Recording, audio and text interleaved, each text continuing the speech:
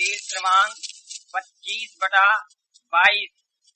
आज संवत 2025 भाद्रपद शुक्ल पौर्णिमा है और तारीख 6/9/68 भाई जी का प्रवचन।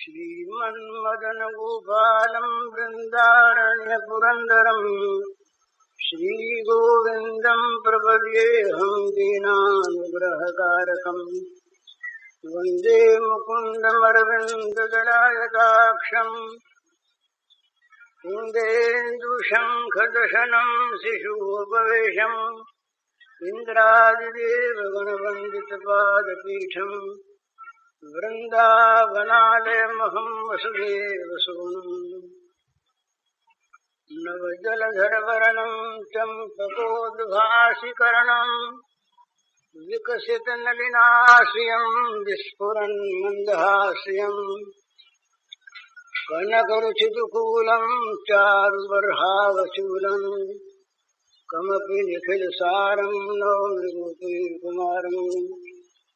वंशीविभूषितकरान्नवनीरदाभात् पीताम्बरादन्नबिम्बफलाधरोष्ठात् पूर्णेन्दुसुन्दरमुखादरविन्दनेत्रात् कृष्णात् परं किमपि तत्त्वमहं न जाने। श्रीहरिः।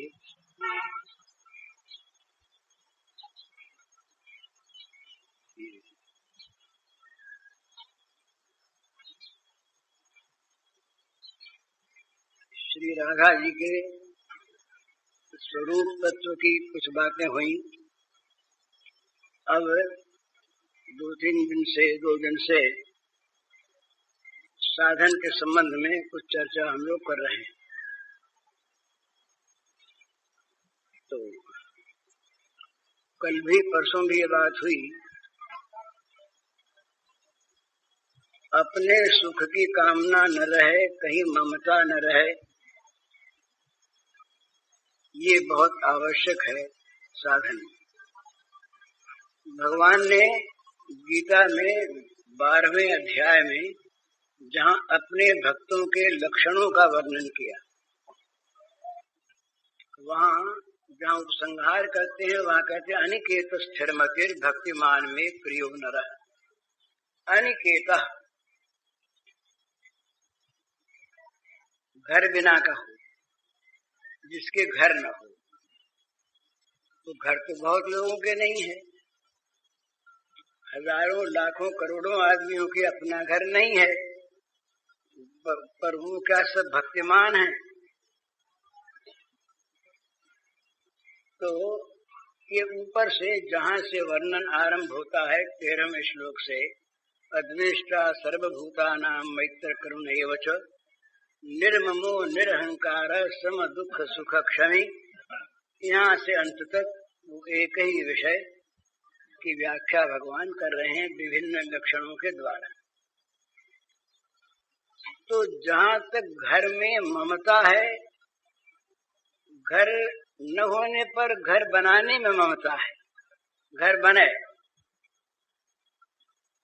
बने इस आकांक्षा क्यों है?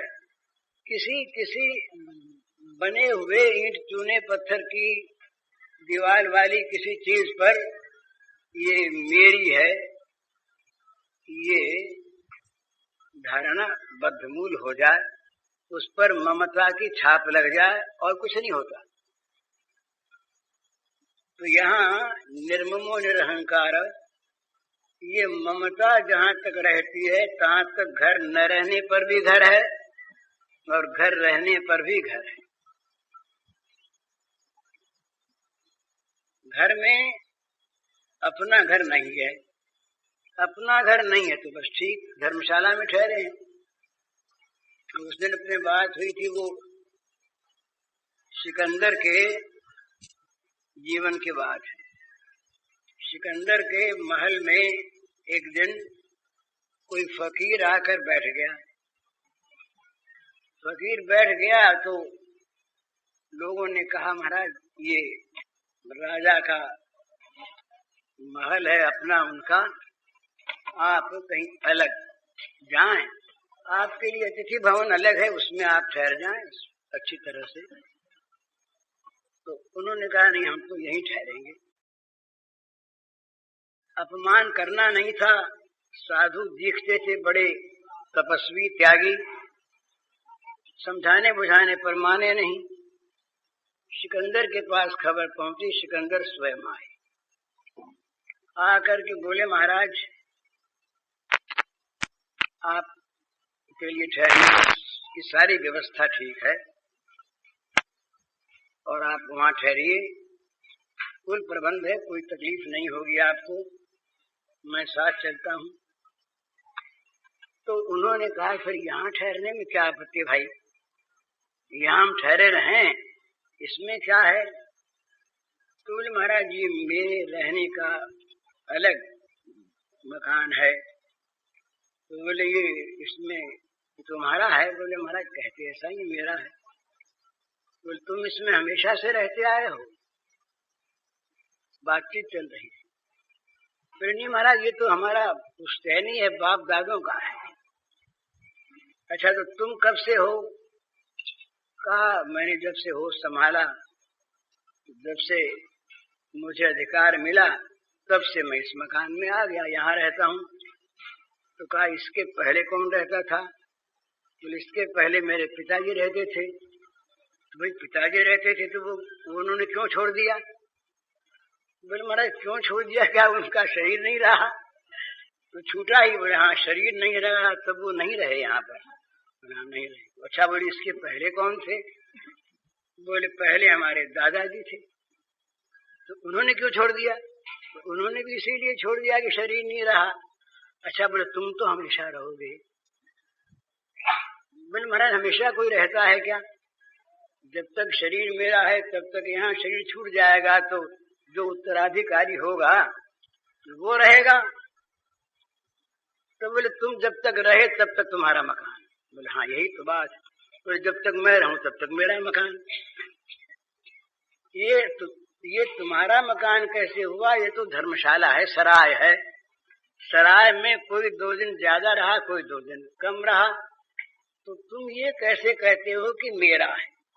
मेरा हो तो मरने के बाद तुम्हारा रहना चाहिए, और मेरा हो तो जन्म होने के पहले तुम्हारा होना चाहिए। ये बदला बदली कैसी? तो कहा, महाराज क्या करें? बोले, बस हम तो जा रहे हैं, हमें तो यहाँ रहना नहीं है। हमको तुम्हें यही बताना था कि इस मकान को तुम मेरा मत समझो, इसमें से ममता को निकाल दो, फिर यहाँ रहो तो सुख से रहोगे। नहीं तो जब मरने लगोगे तो मकान छूटा मेरा, मकान छूटा मेरा और छूटेगा जरूर। तो उस समय दुख होगा, क्लेश होगा, मकान तो रहेगा नहीं। और कहीं मकान में ममता रही तो मकान में कहीं किसी कोठरी में कहीं पर जहाँ सोते हो वहां, जिस पलंग पर वहां, तो उसमें कहीं कीड़े मकोड़े रहे तो वो बनोगे फिर। तो इससे अच्छा है ममता छोड़ दो। तो बोले, महाराज ये बात तो ठीक। तो घर में कैसे रहे आदमी, ये साधक के लिए बहुत समझने की बात है, सभी के लिए। घर में आदमी कैसे रहे? तो शास्त्रकार कहते हैं कि जैसे किसी दूसरे के घर में अतिथि रहता है। अतिथि वो है जो सदा नहीं रहता, सदा रहने वाला अतिथि नहीं होता। जो अनिश्चित काल के लिए, थोड़े से समय के लिए रहता है, फिर चला जाता है। और जब तक रहता है तब तक उसकी बुद्धि में कभी कभी ये बात आती ही नहीं कि ये घर मेरा है, ये घर मेरा है। ऐसी बात उसकी बुद्धि में कभी आती नहीं। मैं तो दूसरे के घर में विश्राम ले रहा हूं, ठहर रहा हूं, मेरा नहीं है। तीसरी बात, जब दूसरे के घर में ठहर रहा हूं तो जो अच्छे अतिथि होते हैं वे अपनी सुविधा नहीं देखते। वो जिसका घर है उसको असुविधा न हो मेरे रहने से, ये सोचा करते हैं। तो मैं चूंकि अतिथि, घर मेरा नहीं, तो जिसका घर है, जिनके घर में मैं ठहरा हूं, उनको मेरे रहने से असुविधा न हो। और कोई सामान वामान बोले वो तो मेरा है ही नहीं, तो बिना उनसे पूछे किसी सामान को लेने की, बरतने की तो बात अलग रही। मन चलाया जाए, ये चोरी का स्वरूप बतलाते हुए शास्त्रकार कहते हैं कि किसी दूसरे के पदार्थ पर मन चल जाए, ये भी चोरी है, ये भी स्तेय है। किसी भी दूसरे के पदार्थ पर मन चल गया, देख करके सुन करके, लिया नहीं उसे, पर मन चला, जितनी देर तक मन चला रहा उतनी देर तक उसका मन के द्वारा काल्पनिक उपभोग होता रहा, तो चोरी हो गई, स्तेय हो गया। तो किसी भी दूसरे के पदार्थ पर मन चलाना तक चोरी। तो अतिथि घर में जब रहता है तो वो उस मालिक का जो कुछ भी वहां पर है, सामान जो कुछ भी, वो बिना उससे पूछे, बिना जाने, बिना उसकी प्रसन्नता के वो कह भी दे और प्रसन्न न हो, और अपनी जरूरत उससे पूरी होती तो अपनी जरूरत पूरी करने के लिए उसके बिना मन कह देने पर भी स्वीकार न करे, ये अतिथि का धर्म है। तो इसी प्रकार जितने हम लोग यहाँ पर हैं, ये घर तो भगवान का है और हम अतिथि हैं। कुछ दिनों के लिए यहाँ रहने को हमें भगवान ने कृपा करके स्थान दे दिया है। भाई सराय में इस तरह से पड़े रहो, अपना काम करो, जब समय हो जाए तो चल दो। तो सराय की चीज में जिसका मेरापन नहीं रहता, कहीं धर्मशाला छोड़कर हम जाते हैं तो दुख होता है क्या? किसी बड़े अच्छे आलीशान महल में हम रहें, दूसरे के ठहर गए वहां पर, और उसको छोड़ के अब जाते हैं अपने दूसरे, तो उसमें कहीं ममता आई नहीं थी तो उसको छोड़ने पर दुख थोड़ी होता है, अपना था ही नहीं। ममेति बंधनम ममेति दुखम, ये ममता जहाँ नहीं आई वहां दुख नहीं होगा, वहां बंधन नहीं होगा, ये स्वाभाविक बात है। तो हम लोग जितने यहाँ पर हैं, ये हम जिस घर में रह रहे हैं, जिन सामानों को हम अपने काम में ला रहे हैं, ये सब की सब चीजें हमारी नहीं है, इनके स्वामी हैं भगवान। तो क्या होता है? ये बिल्कुल होता ऐसे ही है, हम लोग समझते नहीं है। दूसरे की चीज पर अपना अधिकार कोई कर ले तो उसका परिणाम क्या होता है? वो चीज तो उससे छीन ली जाती है, और उसने बिना हक के अधिकार कर लिया, इसका उसे दंड मिलता है न्यायतः।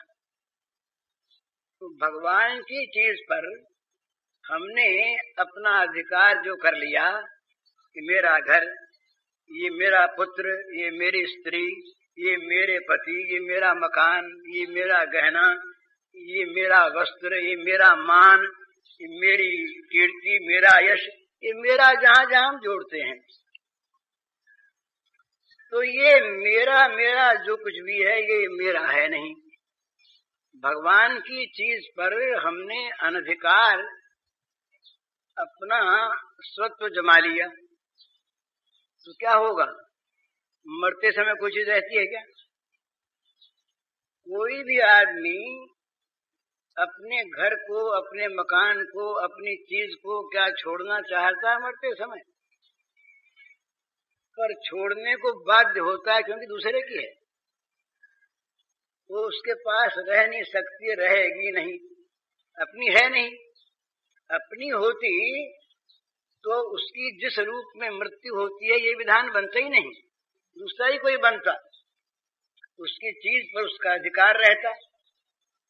लेकिन उसने तो अधिकार कर रखा था जबरदस्ती बलात्कार से, मूर्खता से या अन्याय से, तो उसकी चीज जो वो अपनी मान रखी थी उसने, वो उससे छीन ली जाती है।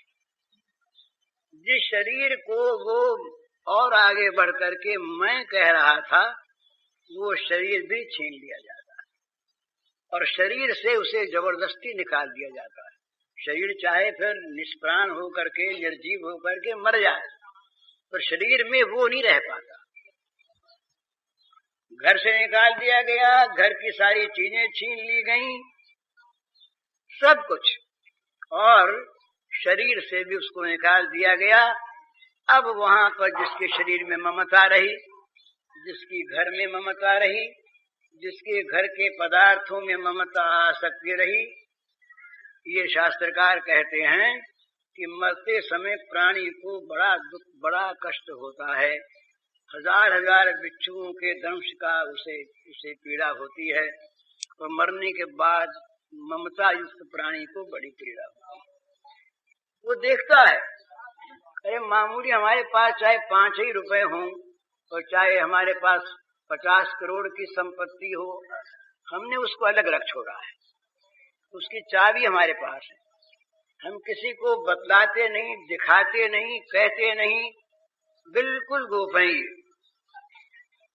पर मर गए, अब वो ढूंढ ढांड के सारी चाबियां दूसरे ले लेते हैं। उसको जहां पर वो छिपा है उसको खोल लेते हैं, चाबी न मिली तो तोड़ डालते हैं, और उसमें जो कुछ चीजें उसकी बटोरी हुई, रखी हुई, सुरक्षित, वो सब निकाल ले जाती है। वो देखता है। वो प्राणी जो है वो उसके शरीर नहीं है, पर इंद्रियां साथ है। सूक्ष्म शरीर में इंद्रियां साथ रहती हैं। वो देखता है कि मेरी चीज छिन रही है, वहां रोता है, कराहता है, बड़ा भीषण प्रेत होकर वो कहीं बदला लेना चाहता है, और बदला लेने योग्य शक्ति नहीं रहती, तो वहां वो इतनी ज्यादा पीड़ा भोगता है जिसकी कोई सीमा नहीं। तो किसी वस्तु में भी ममता रखकर, किसी में द्वेष रखकर आदमी न मरे, ये कहा। तो ये साधक के लिए तो है ही, प्रत्येक मनुष्य के लिए अपना भविष्य जिसमें सुखमय हो, दुख न उठाना पड़े, ये आवश्यक है कि वो घर में रहे अपने को अतिथि मानकर। जैसे घर में अतिथि रहता है, अतिथि घर को अपना नहीं मानता, अतिथि घर में अपना नित्य रहना कभी कल्पना नहीं करता, अतिथि घर की किसी वस्तु पर अपना अधिकार नहीं मानता, किसी वस्तु को बिना अनुमति लेता नहीं, और बिना इच्छा के दी हुई वस्तु भी अच्छा अतिथि ग्रहण नहीं करता। इसी प्रकार इस संसार में अतिथि रूप होकर के रहे, कहीं पर किसी वस्तु में झाड़ू के तिनके से लेकर बहुत बड़े बड़े लोक परलोक में सुख पहुंचाने वाले भोग तक, किसी में भी मेरापन न करे, ये मेरा। पर ये बहुत कठिन चीज इसलिए है, हमारा एक व्यामोह हो रहा है। ये हमारी ममता इतनी, वो भगवान से हटकर उन पदार्थों में जो हमारे हैं नहीं, उन पदार्थों में जिनका नाश होने वाला है, और उन पदार्थों में जिसका परिणाम दुख है। और ममता कहीं भी जोड़ लेता आदमी। ये बात नहीं है कि कोई बड़े से मकान में ममता जोड़े। गाड़ी में बैठ गए, रिजर्व नहीं करवाई हुई है सीट, पर बैठ गए, ये मेरी सीट, मेरी। अब उसमें मेरापन, 5 मिनट पहले बैठे तो मेरी सीट, अब दूसरा आता है, कहता उठो, बोले क्यों उठे, तो मेरी जगह है। वो दूसरा का जबरदस्ती करता है, पर वो अलग बात है, वो उसे नहीं करना चाहिए। परंतु मेरी है, ये तुम किस बुनियाद पर कहते हो? और मेरी है तो क्या होता है, अगर उसको जबरदस्ती उठा दे वो, तो दुख होता है। मेरी न कहते तो जब तक नहीं बैठे थे, खड़े थे, तब तक उस जगह बैठे हुए दूसरे को उठा देता, दुख होता क्या? जरा सा सोचिए, मैं खड़ा और कुछ दूसरा वहां पर बैठा है, उसको किसी ने जबरदस्ती उठा दिया तो मैं देख रहा हूं, मुझे कोई दुख नहीं होता। और अगर मैं बैठा होता और उस जगह को 5 सेकंड के लिए भी मेरी मान ली होती मैंने और उठाता, दुख होता, क्योंकि वो मेरे के साथ दुख आ गया। तो मेरा अपन, बोली ये बात मैंने कही है, वो बात अगर दूसरे ने कही होती, कोई काट देता तो दुख नहीं, और मैं न कहता, मेरी बात मेरे अंदर रहती और कोई उसका खंडन करता तो दुख नहीं। मैंने कह दी क्योंकि मेरी बात, अब उसका आप खंडन करिए। चाहे वो बात आप जो कह रहे हैं वो ठीक है, मेरी बात चाहे ठीक नहीं थी, पर चूंकि मेरी चीज को आप छीन रहे हैं, मेरी चीज का आप नाश कर रहे हैं, कौन होते हैं आप? मुझे दुख हो जाएगा। और अगर जबरदस्ती मैं वहां पर हार गया तो मन ही मन गाली दूंगा, शाप दूंगा, न मालूम क्या करूंगा, बस तो चलेगा नहीं। तो ये जहां पर मेरा वहां पर दुख। तो साधन के राज्य में ममता बिल्कुल छोड़ दे। प्रेम के राज्य में बड़ी सुंदर बात है, ममता मम पद कंच, अनन्य ममता विष्णु ममता प्रेम संज्ञता। नारद पांचरात्र में आया कि सारी ममता एकमात्र भगवान के चरणार विंद में जोड़ दे। विनय हुए, ये बोले हम मिनिस्ट्री में आ गए, अब वहां पर उस मिनिस्ट्री की निंदा मेरी निंदा, अब सब कुछ वहां मेरा होने से अब वो सारा अभिमान साथ आ गया और आज उतर गए। अब चाहे उस मिनिस्ट्री के पद की कितनी निंदा हो, और अब वो कहने लगेंगे बड़ी ठीक नहीं कर रहे हैं, हम जब थे तब हम वही करते थे। अभी कल हमने पढ़ा, परसों किसी भूतपूर्व बड़े मिनिस्टर ने कहा, जो अब आजकल नहीं है, कि ये चुनाव की पद्धति गलत है, सारे दुख इसी से पैदा होते हैं। बात ठीक, पर उस समय तो वो उसके पक्षपाती थे। आज क्यों उसमें दुख बताते हैं? वो मेरापन नहीं रहा वहां, सीधी बात है। तो मेरापन जहां जहां पर है वहां वहां पर बंधन है, वहां वहां पर दुख है। तो मेरापन एक ही चीज में रहे, जो नित्य है, जो सत्य है, जो सुखमय है, जो आनंदमय है, जिसका कभी वियोग होना संभव नहीं, जो मरने के बाद भी, मरने के पहले भी, जो नित्य हमारे साथ है। उस वस्तु का नाम हम कुछ भी रखें, भगवान कहें, ब्रह्म कहें, परमात्मा कहें, कुछ भी कहें, उस वस्तु में मेरापन सारा का सारा आ जाए। तो सारा का सारा मेरापन जब भगवान में आ जाता है, तो किसी वस्तु में, किसी प्राणी में, किसी पदार्थ में, किसी मत में, किसी स्थान में, किसी दल में, किसी आश्रम में, किसी घर में, किसी वस्त्र में, किसी प्रकार के कोई प्रथा में कहीं मेरापन नहीं रहता। मेरापन नहीं रहता तो उसमें उलटफेर हुआ करे। अपने स्थान के अनुसार वो काम तो करता है, पर मेरा तो है नहीं, मेरा है नहीं तो दुख मिट गया। एक राजा थे, बड़े अच्छे राजा थे, वो प्रजा का पालन करते, पर नई नई उलझने आती रहती। तो कहीं बदनामी, आज मेरी बदनामी हो गई, आज ये हो गया, वो हो गया, तो बेचारे घबरा गए। तो एक गुरुदेव थे, उनके सन्यासी जंगल में रहते, उनके पास गए, बोले महाराज मैं तो राज्य से ऊब गया, दायित्व मेरे ऊपर, छोड़ूं भी कैसे, और मैं तो कर नहीं सकता। नई नई उलझने, नई नई समस्याएं आती रहती हैं। बोले अच्छा तुम छोड़ दो। बोले छोड़ दे कैसे, दायित्व लिया हुआ है। तो बोले अच्छा तुम अपने पुत्र को दे दो। बोले पुत्र भी योग्य नहीं हुआ कि जो संभाल ले, तो बोले हमको दे दो। तो राजा ने कहा अच्छा हाँ महाराज ठीक, आप ले लीजिए। बोले लिखो दान पत्र। दान पत्र हो गया। बड़े त्यागी महात्मा थे। दान पत्र होने के बाद बोले, वो बोला कि अच्छा तो मैं जाता हूँ। बोले कहाँ जाते हो? बोले जाता हूँ राजधानी में, खजाने में से कुछ पैसे ले करके कहीं विदेश जाऊंगा, नौकरी करूंगा। तो बोले भाई तुमने तो सब दान कर दिया ना, खजाना तुम्हारा कहाँ से रहा? खजाने में से पैसा तुम कैसे लोगे? हाँ बोले महाराज बात तो ठीक, खजाने में से पैसा नहीं दूंगा, यूं ही चला जाऊंगा। बोले क्या करोगे? बोले कहीं ढूंढूंगा नौकरी।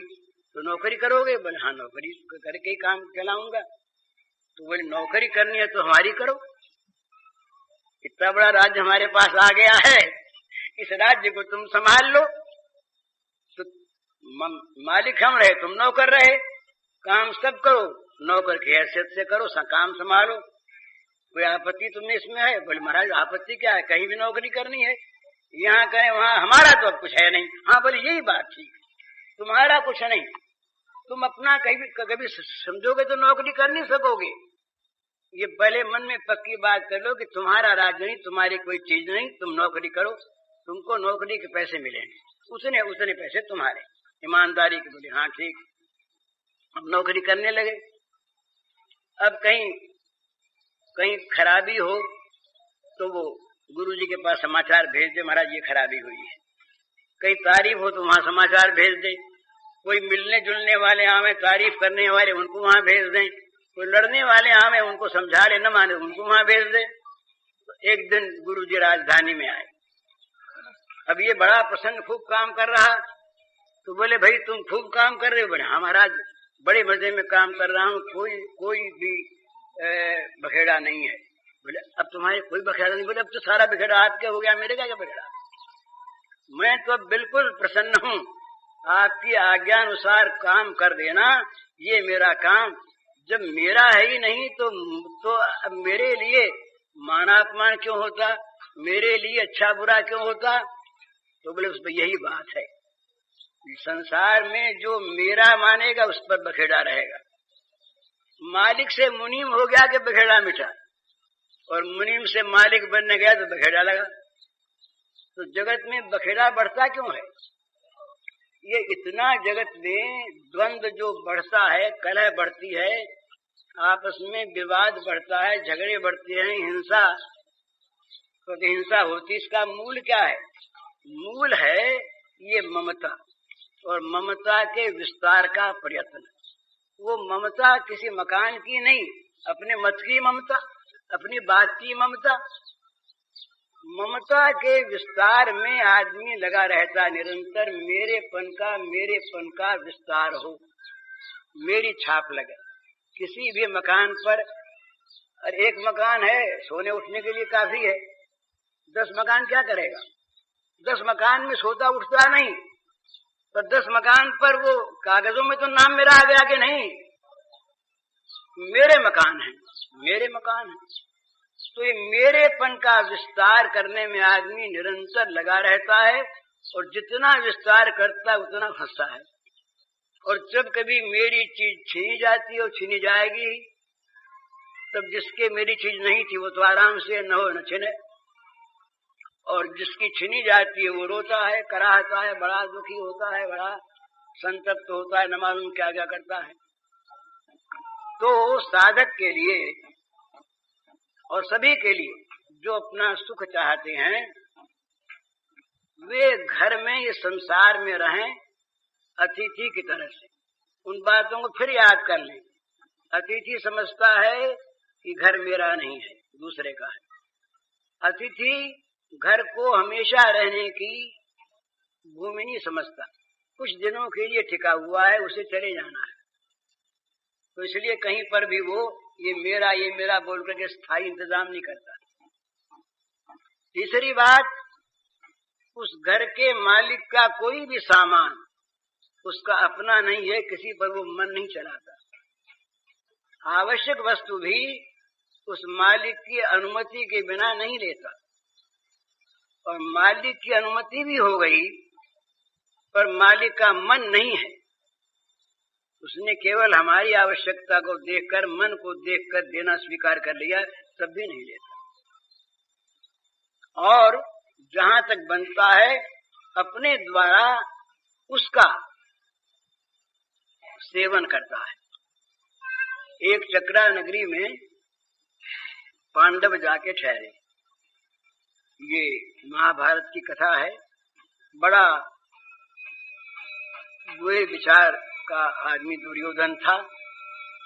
उसने एक दुर्विसंधि रची, एक महल बनाया जाए, वो दिखने में बड़ा सुंदर लाल रंग के पत्थर का चमकीला दिखे और बना हुआ वो लाक्षा का, लाख चपड़े का।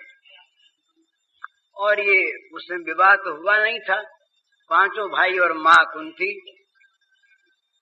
ये उस नए महल में उनको रखवा दिया जाए बड़ा आदर पूर्वक। वहां उनका अच्छी तरह से सुव्यवस्था हो, ये आराम से आपको रहने के लिए स्थान बना दिया है। और किसी दिन रात को उसमें आग लगा दी जाए। तमाम चपड़ा है, ये लाहा है, जल जाएगा, पांचों भस्म हो जाएंगे। दुनिया से कह दिया जाएगा कि भाई आग लग गई, आग लग गई, क्या करें। बड़ा दुख हुआ हमको, हमारे भाई जल गए, हमारी चाची जल गई, पर अब क्या करें, जल गई, आग लग गई। ये व्यवस्था की। किसी प्रकार से, किसी सूत्र से इसका पता लग गया विदुर जी को। तो विदुर जी ने खुला विद्रोह करना तो ठीक नहीं समझा।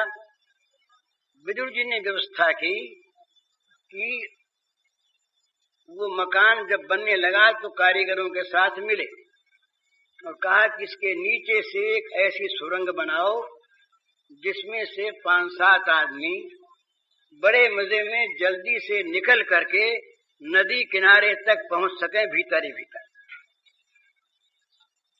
मकान के साथ साथ सुरंग बन गई और नदी किनारे पर इंतजाम हो गया कि वहां नाव तैयार रहे। जब वो पांचों भाई मां के साथ आवे तो उसमें सवार हो जाए और वो नाव वाला उनको अमुक स्थान पर ले जाए। ये व्यवस्था विदुर जी ने कर।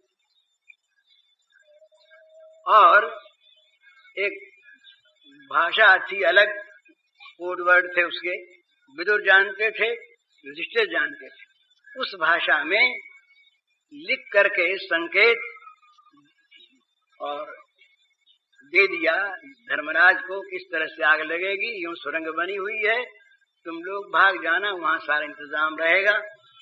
वो अपना प्रस्तुत हो गए, आग लगी, वो उसमें से निकले, तैयार थी वहां नौका।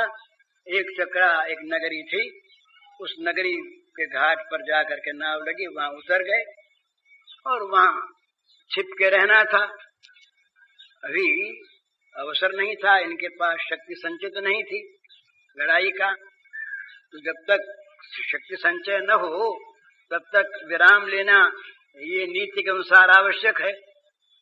तो इन्होंने इनको छिप कर रहना वहां पर। तो ब्राह्मण के घर में जाकर के टिके, पांचों भाई और मां। ब्राह्मण ने अतिथि आए हैं। अतिथि वो जो अनजान हैं, अच्छे पुरुष हैं, अच्छे लोग लगते हैं, वो घर में 2-4, 10 दिन, 20 दिन के लिए टिकना चाहते हैं, ठीक है। घर में जो कुछ रूखा सूखा हो खाएं, या जो नहीं हो तो जैसे इस घर की व्यवस्था होती है उस व्यवस्था में वो भी शामिल हो जाएं। तो ये ब्राह्मण भीख मांग के खाते। तो उनसे कह दिया पांडवों से, भाई हम तो भीख मांग करके खाते हैं, घर तो आपका, ठहरो, पर भोजन की व्यवस्था तो जो हमारी सो आपकी। उन्होंने कहा ठीक है। तो द्रौपदी और अधिकतर युधिष्ठिर ये तो घर पर रहते और चारों भाई भीख मांगने जाते। रोज रोज भीख से जो कुछ मिलता, द्रौपदी की बात कहाँ है, कुंती की बात। कुंती, द्रौपदी का विवाह नहीं हुआ। तो ये घर पर रहते, तो जो कुछ भीख में मिलता इनको, उसमें आधा तो भीम को दे देते। भीम का जरा शरीर स्थूल था, खातिर ज्यादा थे, बिना खाए काम चलता नहीं, तो आधा भीम को दे देते, आधे में चारों भाई और माँ, कुछ बच रहता तो ब्राह्मण को दे देते। इस प्रकार काम चलता है। उस नगरी में एक था राक्षस, वो बड़ा प्रबल था, बकासुर बड़ा प्रबल था, बहुत बड़ा दुर्दांत। वो वहां के राजा को उसने हैरान कर लिया, तो राजा से उसका एक समझौता हुआ। तो राजा से उसका समझौता हो गया कि रोज इतने मन तो वहां पर खाने का सामान भेज दे रोज राजा, और एक भैंसा भेज दे, और एक आदमी रोज जाए। तो भैंसे का इंतजाम और खाने की चीज का इंतजाम तो राज्य की तरफ से हो गया, और आदमी का इंतजाम कैसे करे? तो राजा ने गांव वालों को बुलाकर ये बात तय कर ली कि भाई वो सबको मार देगा, इससे अच्छा है कि एक घर का आदमी रोज एक मर जाए। तो हर एक घर से पारी पारी एक आदमी जाए, ये उनका समझौता हुआ। तो इस समझौते के अनुसार रोज रोज सब सामान जाता, एक आदमी जाता। तो ये ब्राह्मण के घर में टिके हुए थे पांचों भाई माता के सहित। एक दिन उस ब्राह्मण की पारी आ गई। ब्राह्मण की पारी आ गई तो ब्राह्मण के घर में कोहराम मच गया। पत्नी उनकी, पुत्र उनका, छोटा सा बच्चा, अबोध, एक लड़की, ये सब रो में। कुंती देवी ने देखा, रोना सुना। कुंती देवी गई, जा करके पूछा क्या बात है, क्यों रो रही हैं आप? तो कहा ऐसी ऐसी बात है, आज हमारे घर के पंडित जी जाएंगे, उनको वो खा जाएगा। तो ये आपस में जब रोता देखा तो छोटा बच्चा, बोध बच्चा, बालक छोटा सा, वो अपनी तुतली भाषा में बोला, बोले पिताजी को नहीं जाने देंगे, हम जाएंगे, हमको खा लेगा, ये बच जाएंगे। ब्राह्मणी बोली मैं जाऊं, लड़की बोली मैं जाऊं, यूं आपस में सभी रोए। तो कुंती देवी ने बड़ी नम्रता से कहा कि मेरी एक प्रार्थना है, आपके घर में हम टिके, आपने हमको आश्रय दिया है, और आपके घर में केवल एक पुरुष है, मेरे 5 बेटे हैं। मेरे 5 बेटों में अगर एक को राक्षस खा लेगा तो मेरे 4 तो बचेंगे ना। तो आप लोग चिंतित न हो, मैं एक मेरे बेटे को भेजता हूँ। कहाँ ये होता कि भाई इनके घर में राक्षस का, तो अपने तो भगो, कहीं अपना ये न जाए कहीं राक्षस आकर के हमारे बेटे को न पकड़ ले, ये तो कल्पना ही नहीं। वो कहने लगी ब्राह्मणी कि ये आप अधर्म की बात हमें क्यों सिखलाती हैं? आप हमारे घर में आप टिके, अतिथि तो भगवान होता है, हमारे भगवान को हम मरने के लिए भेज दें और अपने प्राणों को हम बचा लें, ये कैसे हो सकता है? आप निश्चिंत नहीं, ये रोना तो हमारे घर का है, हमारा ही ब्राह्मण जाएगा। बहुत समझाया, आखिर माँ के मन में कुंती के एक बात याद आ गई, अरे हमारा भीम तो बहुत राक्षसों को मार चुका है, तो ये राक्षस भी भीम न मार देगा, इसमें क्यों शंका करनी चाहिए, तो मार देगा, मैं आशीर्वाद दूंगी। तो आखिर उसने, कुंती ने ब्राह्मणी से ये कहा कि देखो हमारे एक पुत्र में बड़ी शक्ति है, उसमें देवताओं का बल है, वायु का बल, वायु पुत्र थे ही, उसमें हवा के जितना बल है, तो हमारा पुत्र जो है ये आज जाएगा तो राक्षस को ही मार आवेगा, तो हमेशा के लिए इस ग्राम का भय छूट जाएगा। तो माता तुम आज्ञा दे दो कि हमारा एक बेटा चला जाए। तो ब्राह्मणी ने कहा पक्की बात है क्या?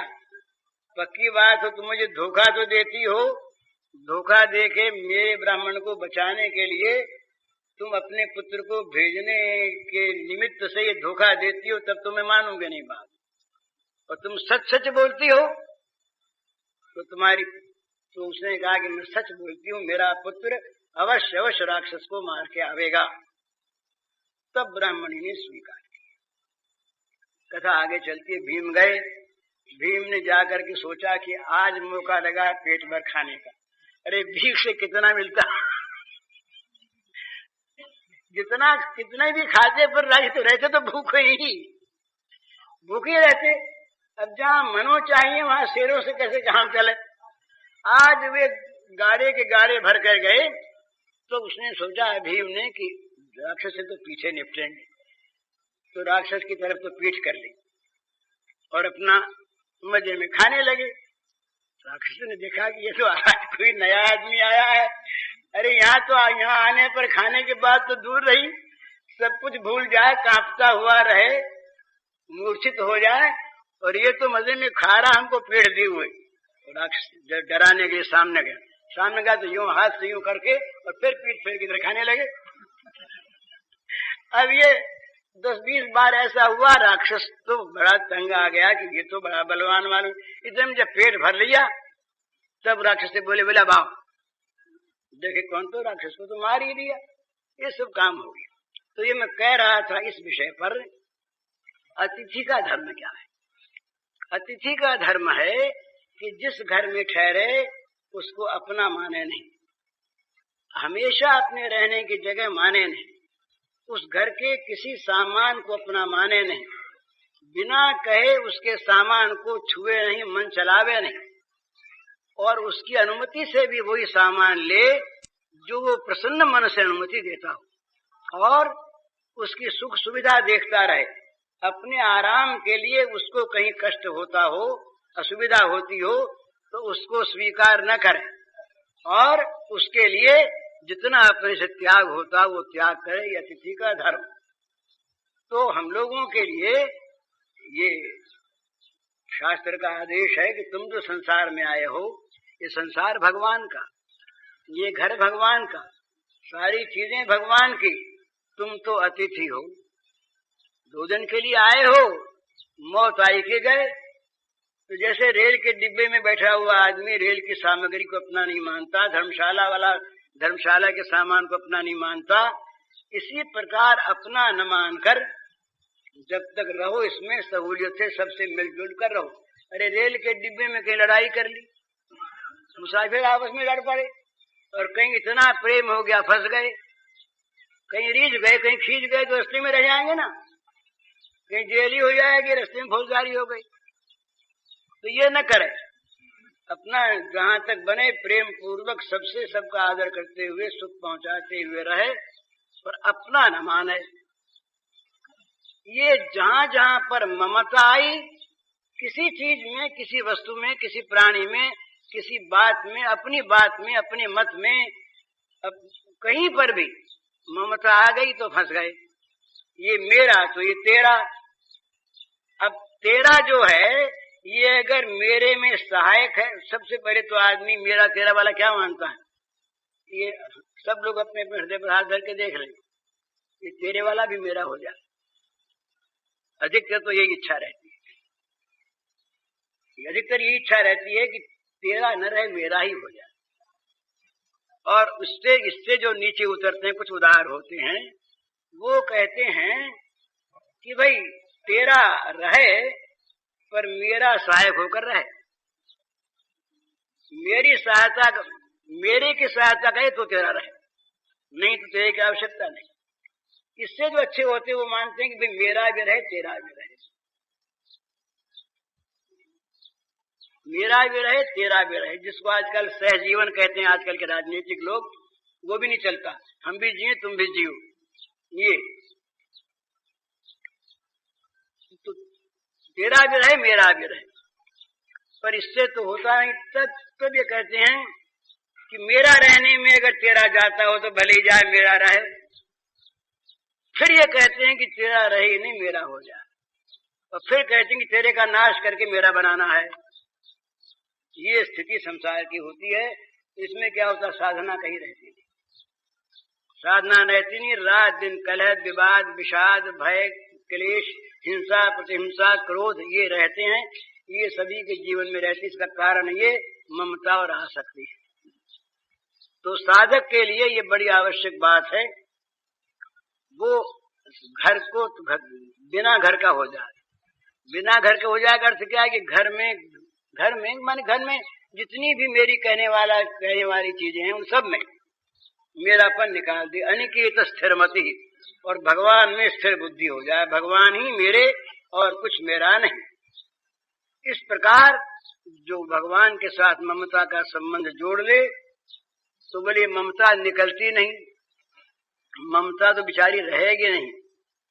भगवान में ममता जोड़ ले, ममता हम भगवान में जोड़ते नहीं। भगवान में क्यों नहीं जोड़ते कि भगवान की हमें महत्ता का, भगवान के सौंदर्य माधुर्य का ही पता नहीं, भगवान की महत्ता ही मालूम नहीं। हम तो जगत की महत्ता को भूल से, जैसे विष्टा का कीड़ा विष्टा में बड़ा रस लेता है, यही दशा हमारी है।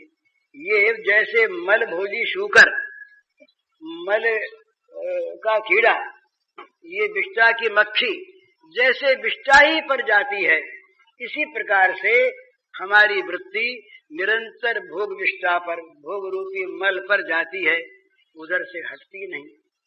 ये इसीलिए कहा कि जो वस्तु भगवान के बिना भोग लगाए, भगवान के जो अर्पित नहीं है, उसका जो भोग लगाता है वो मल भोजी है। ब्रह्म वैवर्त में आया, पद्म पुराण में आया, स्थूल रूप से बिना प्रसाद के जो खाता है वो मल खाता है, विष्टा खाता है, विष्टा भोजी है सुअर की भांति। उसका व्यापक अर्थ यही है कि भगवान का न मानकर जो अपना मानता है, सारी चीज भगवान की। तो इस प्रकार से पहली बात तो ये कि अपने घर में अतिथि की तरह से रहे, किसी चीज में, घर माने संसार, किसी चीज में मेरापन न रखे। ये मेरा, जहाँ मेरा आया वहीं अभिमान आया साथ, मैं के साथ मेरा रहता है और मेरे के साथ मैं रहता है, और ये मेरा ये बंधन कारक है। मेरा जहाँ पर है वहाँ बंधन, मेरा नहीं कोई बंधन नहीं। तो मेरा कहने में आपत्ति नहीं, मुनीम हो कि मेरा कहो, मैनेजर हो कि मेरा कहो। अरे बैंक का मैनेजर कहीं बैंक की संपत्ति को अपनी मानता है क्या? किसी जिले का कलेक्टर तमाम जिले को मेरा कहता है, पर कहीं अपनी संपत्ति मानता है क्या? कहीं किसी राज्य के कोष का कैशियर सब पर अपनी सही करता है, पर कहीं उसके एक अधेले को भी मेरा मानता है क्या? मानता तो बेईमान है। तो बेईमान की दो गति होती है। हम लोग जो मेरा मानते हैं उनकी क्या गति होती है? जब मरते हैं चीज छीन ली जाती है, दंड मिलता है। जो दूसरे की चीज को मेरा मानता है उसके पास चीज तो रहती नहीं, वो तो छीन ली जाती है, और मेरा माना उसने अपराध किया, उसे दंड मिलता है। तो यही हम सब में होता है। जहाँ मरे, मरने लगे कि सब छूटा, छीन ली गई ना चीज। कोई छिनवाना चाहता है क्या? मरते समय भी कोई ये थोड़ी चाहता कि हमारी चीज को दूसरा ले ले। उस समय भी चाबी किसी को नहीं देना चाहता, आदमी बताना नहीं चाहता अपने मन की बात। पर पीछे जब लोग खोल लेते हैं, देखते हैं सब चाबी वाबी ले करके ताले तोड़ डालते हैं, और वो खड़ा देखता है, वो मरा नहीं है। शरीर से उसका वियोग हुआ, स्थूल से। वो जो प्राणी था चेतन आत्मा अभिमानी, वो जीव अब तक है, वो पुरुष प्रकृतिस्थ है, आत्मस्थ तो है नहीं। वो है, वो देख रहा है कि मेरी चीज छिन रही है, मेरी चीज जा रही है, ये हो रहा है, और वो रोता है वहां पर, रोए कराए वहां पर कुछ चलता नहीं, कोई उपाय चलता नहीं, वो महाप्रेत बनता है। उसको बड़ी दुर्दशा भोगनी पड़ती है, न मालूम क्या क्या कष्ट उसको होते हैं, कितनी पीड़ाएं उसको होती है। तो ये केवल इसलिए यहाँ उसने ममता रखी। तो यहाँ ममता को छोड़ दे तो क्या यहीं आराम हो जाए? जहाँ ममता गई बंधन गया, जहाँ ममता गई दुख गया। किसी दूसरे का बेटा मरता हम रोते हैं क्या? हैं? रोते कभी नहीं रोते। बोले बड़ा बुरा हो गया बेचारे का, एक ही लड़का था मर गया। पर भगवान की मर्जी संसार में ऐसे ही होता, पर हमारा मर जाए तो? अरे हमारे मुझमें अंतर क्या हुआ? वो भी लड़का था, वो भी लड़का था, वो भी मरा, वो भी मरा, उसके लिए नहीं रो, इसके लिए रोते क्यों हैं? इसलिए रोते हैं कि मेरा अपना। और कहीं वो पहले बैरी हो गया होता तो लड़का ही अपना, कहीं मुकदमा चल जाए, आपस में मारपीट हो जाए, लड़ाई बड़ाई हो जाए, तो लड़का मर गया, फिर माँ कहती बड़ा अच्छा, बड़ा दुष्ट था, लड़का थोड़ा ही था, ये तो बैरी था, भगवान ने अच्छा किया तो इसको उठा लिया, निष्कंटक हो गए हम। क्या हो गया? बेटा तो था ही है। क्यों उसके लिए राजी होते हैं? मुसलमानी जमाने में बेटों ने बाप को कैद कर दिया, जहांगीर को कैद कर दिया उसके लड़के ने, बादशाह था। तो क्या बाप था ना, क्यों कैद किया उसको? कैद करके प्रसन्नता क्यों हुई? वो मेरापन नहीं रहा, मेरापन वो हट गया। जहाँ स्वार्थ में बाधा आई मेरापन टूटा, मेरापन टूटा के बंधन गया, बंधन गया दुख गया। तो मेरापन भगवान में जोड़ ले और कहीं पर किसी वस्तु में, प्राणी में, पदार्थ में, मत में, दल में, किसी बात में मेरापन न रखे। जहाँ जो मुनीम का काम मिला वो काम अगर निर्दोष है तो उस काम को मुनीम की तरह से ईमानदार, कर्मठ, सावधान, वहां सावधानी करे तो पैसा तो ले लिया, नौकरी का काम करता नहीं तो बेईमान है। ये नहीं कि हमारा नहीं तो हम फिर क्यों देखें उजड़ जाए बिगड़ जाए। जो मालिक का नौकर बनता है उजड़ जाए बिगड़ जाए, मालिक की रोटी तो खाता है और उजड़ जाए बिगड़ जाए में अपना अलग रहता है, तो कहने वो बेईमान है, वो भी चोर है, बिना हक की चीज खाता है ना, वो चोर है। तो इसलिए भगवान ने 3 बात कही गीता में, कई बार अपनी बात हो चुकी है, जिसमें बंधन न हो, भगवान की प्राप्ति हो जाए। तदर्थम कर्म कौन्तेय मुक्त संग समाचर। कर्म समाचर, मुक्त संग और तदर्थम, 3 बात। कर्मों का जिसके जिम्मे जो काम, उनको समाचर, ठीक ठीक उनका आचरण करो, उनको बिगाड़ो मत। पर कहीं कर्म में, कर्म के फल में ममता आसक्ति रहे नहीं। क्यों करें? उस मालिक की प्रसन्नता के लिए। तदर्थम कर्म कौन्तेय मुक्त संग समाचर। कहते जो ऐसा नहीं करते सो बोले उसमें बंधन होता है। यज्ञार्थात् कर्मणो नित्य लोको यम कर्म बंधन। जो कर्म इस प्रकार का नहीं होता, वो कर्म चाहे कितना ही सेवा का कर्म हो, कितना ही शास्त्रीय कर्म हो, कितना ही ऊंचा कर्म हो, सात्विक कर्म हो, वो सत्य गुण भी बांधता है। रस्सी दूसरी उसकी होती है, तो मुगल की रस्सी दूसरी, वो सुख से बांधता है, दुख से बांधता, पर बांधता, वहां भी बंधन होता है। तो ये यज्ञार्थात् कर्मो नित्य लोकोयम कर्म बंधन, जितने भी कर्म हैं यज्ञार्थ न होने वाले, तदर्थम न होने वाले, मुक्त संग होकर न किए जाने वाले, ये सारे कर्म बंधन कारक होते हैं। तो ये ममता छूटी, ममता भगवान में, तो हम कर्म क्यों करें कि जिनमें ममता उनकी सेवा करें, जिनमें ममता उनकी सेवा करें। ममता वाले की सेवा के लिए कर्म, उसकी प्रसन्नता के लिए कर्म, उसकी राजी के लिए कर्म। वो जिसमें राजी वो कर्म। वो कहे सन्यास ले लो तो सन्यास तैयार, वो कहे छोड़ दो घर को तो घर को छोड़ने को तैयार, वो कहे युद्ध करो युद्ध करने को तैयार। अर्जुन से कहलवा लिया अंत में करिष्ये वचनम तव, इसी का नाम नष्टो मोह है। जब तक अर्जुन कहता रहा कि ये करेंगे नहीं करेंगे, तब तक नहीं गीता समाप्त नहीं हुई। जहाँ अर्जुन ने कह दिया नष्टो मोह है और अंत में कह दिया करिष्ये वचनम तव, गीता समाप्त हो। तो यही बात है कि अपनी ममता को एकमात्र भगवान से जोड़ दे। कहीं बस 2 ही बात कर लेनी है, ये कई बार ये बात हुई है, ये बात याद रखे नहीं, जीवन में इसको चरितार्थ करना है, समझ लेना ही नहीं है। एकमात्र भगवान के सिवा मेरा और कुछ भी नहीं। कोई प्राणी, पदार्थ, परिस्थिति, कोई चीज, लोक परलोक, एक भगवान के सिवा मेरा और कुछ भी नहीं, और एक भगवान के सिवा मैं और किसी का नहीं।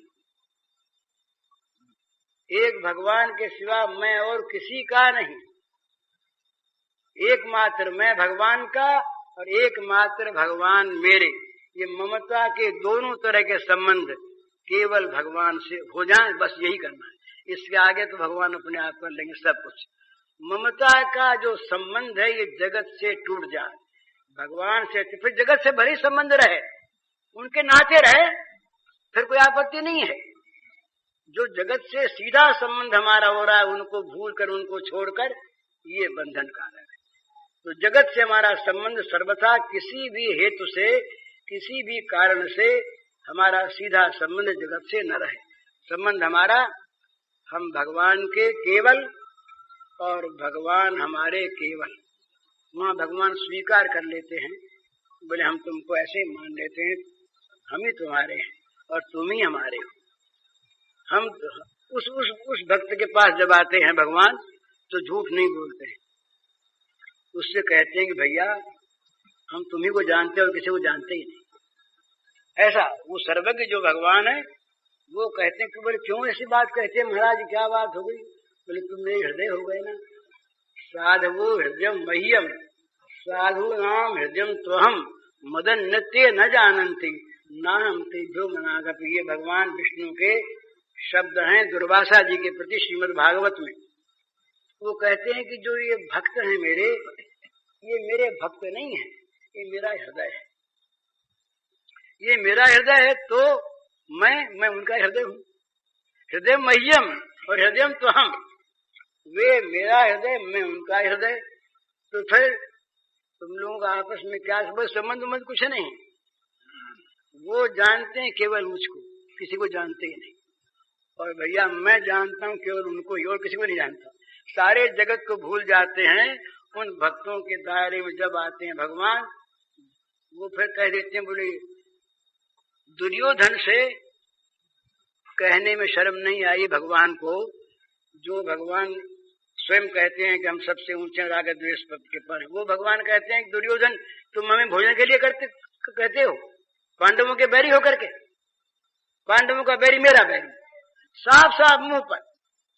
पांडवों का बैरी मेरा बैरी, पांडवों का मित्र मेरा मित्र, तुम्हारी हम भोजन करूंगा। अब ये कहने में शर्म नहीं, क्यों कि वहां वो पांडवों के हैं, यूं सबके हैं, सबके हैं।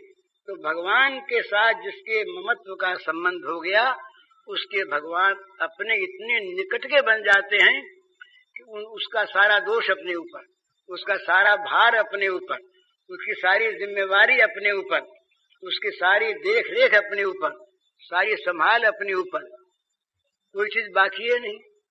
विभीषण को दंड देने लगे ब्राह्मण, तो बोले महाराज विभीषण ने भूल तो की है, आप दंड देना ही है तो हमको दे दीजिए। महाराज आप कैसे दें? ब्राह्मण बोले आपको दंड कैसे दें? बोले इसलिए कि वो मेरा नौकर है ना, मेरा चाकर जो भूल करे वो मेरी भूल, उसके भूल की जिम्मेवारी मेरी, तो आप उनको क्या दंड देंगे, मुझको दे दीजिए। अब भगवान को दंड कौन देता? बोले महाराज हम उसको छोड़ देंगे, दंड वंड नहीं देना। छोड़ दिया विभीषण को। ये कथा पद्म पुराण में आती है। तो भगवान इतने अपने बन जाते हैं। तो भगवान को अपना बनाना हो तो बड़ा सीधा काम है। इतने बड़े भगवान, इतने बड़े भगवान, और वो हम तुच्छ के अपने, हम उनको अपना बनावे, मेरा बनावे, तो कहते हाँ तुम्हारे हो जाएंगे। तुम कितने तुच्छ हो, कितने नगण्य हो, कितने तुम दीन हो, हीन हो, मलिन हो, तुम मुझे मेरा बनाना चाहते हो ना? बिल्कुल सत्य। बोले हाँ, तो वे तुम्हारा, बस तुम्हारा। ये नहीं देखेंगे कि कौन है, किसके पास जाएं, किसके पास न जाएं। जिसको मेरा बना लिया उसकी सारी हीनता को अपने साथ ले लिया भगवान ने, और हीन के दीन के मित्र बन गए। लाज इनको आती नहीं। विदुर के घर चले गए खाने को झोंपड़ी में, और महल को छोड़ दिया। शर्म वरम तो आई नहीं, इतने बड़े आदमी हम, और उसके घर बिना बुलाए जा करके वो बैठने को जगह ही नहीं है। कौन सा आसन बिछावेगा विदुर तो वहां पर? वही टूटी टूटी चटाई फटाई थी, वो दे दी होगे। वो भक्तमाल, एक भक्तमाल कार तो कहते हैं कि उल्टा पीढ़ी बिछा दिया उसने। विदुर की पत्नी ने, वो तो भावावेश में आ गई, तो ये पीढ़ा ना, इसको यूं कर, यूं बिछा। बोले बैठ जा, इसी पर बैठ गए, उल्टे ही में बैठ गए, उल्टे में ही बैठ गए। ये तो आसन हो गया। और आसन के बाद खाने को क्या दिया, अब उसको तो होश आवाज था नहीं। तो बोले भूख लगी है, भूख लगी, देर कर रही हो। तो कहीं से केले आ गए इन्हीं की लीला से। अब इनको ये तो पता नहीं कि केला है कि आम है कि संतरा है, कि अंदर खाने की चीज है कि बाहर खाने की चीज है। होश आवाज तो था नहीं। तो सोचा कि अंदर वाली तो गुठली होगी फेंकने की चीज, और ऊपर वाली खाने की होगी। तो छील छील करके छिलका देने लगी, और अंदर का जो गूदा उसे फेंकने लगी। ये मजे में खाएं, बोले बड़ा स्वाद है, ये तो मैया बड़ा स्वाद और देना, बड़ा स्वाद मैया, बड़ा ये स्वाद बखाने जाए और खाए जाए। केले के छिलके खाए चले जाएं, वहां केले के गूदे का ढेर लगा न मार। इनकी भूख बड़ी, और इनको जब खाने के लिए केले के छिलके आवे तो केले के छिलके भी सब, ये सब जो भगवान के प्रसंग में आते हैं, ये सब चेतन होते हैं। भगवान के साथ संबंध हुआ कि चेतन हो गए। इन्होंने देखा भगवान के काम में आते हैं तो न मालूम कितने केले आ गए वहां पर, हमें भी भोग लगावे, हमें भी भोग लगावे, हमें भी भोग लगावे। अरे वो फूल भी धन्य होता है जो भगवान की चढ़ता है। इनके भी अपने अपने भाग्य होते हैं। एक फूल जाता है वेश्या के यहाँ, एक फूल जाता है भगवान के मंदिर में, फूल का भाग्य। कंस का बगीचा था, उसने मनाही कर रखी थी कि कोई भगवान के लिए मंदिर में न ले जाए हमारे यहाँ का फूल। वो हमारे महल में आ गए तो क्या हुआ, पूतना जब गिरी तो 6 कोस में होकर के उसी पर गिरी, तो सारे उसके जितने पेड़ थे सब तहस नहस हो गए। कंस का बगीचे का यही हाल होना था, क्योंकि वो भगवान के काम में कभी आया नहीं। तो न मालूम कितने केले के छिलके खा गए, ये खाए चले जाए। विदुर को पता लगा, विदुर ने देखा कि ये भगवान तो हमारे घर चले गए और अपने तो घर में थे ही नहीं। जा करके देखें विदुर को तो भगवान का पीताम्बर तो ओढ़े खड़ी है। वो अपने तो उस समय कपड़ा उपड़ा था नहीं, ऐसे ही तो पीताम्बर फेंक दिया था भगवान ने, और छिलकों का ढेर लगा है और उल्टे पीढ़े पर बैठे हैं और वो खा रहे हैं छिलके, दे रही है। तो उसने विदुर तो अब चेत में थे। विदुर ने कहा अरे क्या कर रही हो? अब कौन बोला है? वो तो दूसरे राज्य में है, बोले कौन? हिलाया डुलाया तब होश हुआ। बोले तुम ये क्या कर रही हो? भगवान को बैठाया कहाँ है? तब देखा रही है तो उल्टे पीढ़े पर बैठे हैं। बोले खाने को क्या दे रही हो?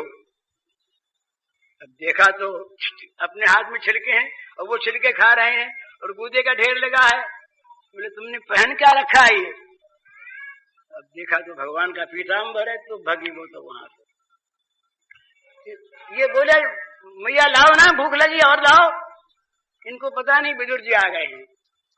विदुर जी ने कहा महाराज ऐसी भूख लग गई, जरा देखो तो कौन है। अरे बोले विदुर आ गए, तुमको यार बड़े बेमौके आए विदुर जी आप, बड़ा मजा आ रहा था, ऐसा स्वाद खाने में आ रहा था कभी आया नहीं, और तुमने हमारा सारे मजा नष्ट कर दिया आकर के बीच में। तो ये भगवान ऐसे, तो ये जिसको अपना बनाते हैं उसके लिए कोई चीज भी, ये किसी प्रकार का भी उसमें कोई भी अधिकार अनधिकार का प्रश्न नहीं देखते। ये इनका स्वभाव है। और ये किसको अपना बनाते हैं? जो इनको अपना बनाना चाहता है, बस कोई शर्त नहीं उसमें, बस उसमें अपना बनाना चाहता है। ये बात सच्ची होने, अपना बनाना चाहता है इसका अर्थ ये कि दूसरे किसी को भी अपना न रहने में ये संतुष्ट रहता है। ये भगवान दो के साथ नहीं रहते, ये एक जहाँ जगत की दूसरी चीज भी मेरी है, वहाँ भगवान कहेंगे कि तुम मेरा बनाना मुझको नहीं चाहते अभी तक, और जहाँ दूसरी चीज में मेरापन न रहना उसे स्वीकार है, वहाँ भगवान कहते हैं बस तब मैं तुम्हारा। तो इस प्रकार से साधना में भगवान को मेरा बनाइए तो भगवान हमारे है ही। और ये मेरा नहीं बनेगा तब तक संसार का दुख मिटेगा नहीं। संसार की मेरी चीज तो नष्ट होगी ही, अपूर्ण है ही, अनित्य है ही, नष्ट, और ये छिनने वाली है ही। और इसके रखने में पाप, बटोरने में पाप, और रक्षा करने में पाप। और दुख अर्थानाम अर्जने क्लेशम तथैव परिपालने नाशे दुखम व्यय दुखम दिगर्थम क्लेश कारणम। ये क्लेश करने वाले संसार के ये इंद्रियों के अर्थ हैं, इनमें शुरू से लेकर के अंत तक क्लेश ही क्लेश है, और उनमें शुरू से लेकर अंत तक आनंद ही आनंद है। दोनों का अंतर, दोनों चीज के हम अधिकारी हैं। ये तो अधिकारी ऐसे हम बने हुए, इसमें न होने पर लगे हुए हैं, और वो हमारी चीज है, होते ही उसको छोड़े हुए हैं। तो असली चीज को हम लोग पकड़े, देखें। हरिओम।